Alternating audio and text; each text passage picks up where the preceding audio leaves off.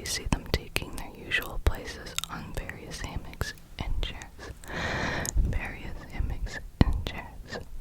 Various hammocks and chairs. The white wood chairs of the old house.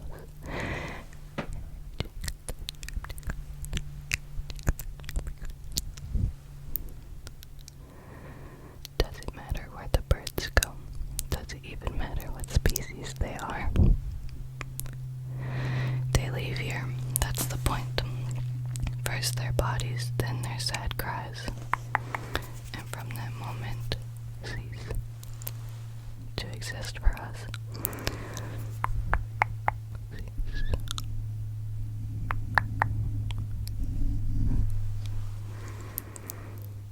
You must learn to think of passion, to think of our passion that way. Each kiss was real, then each kiss left the face of the earth. Alright, next I'm gonna grab water. This is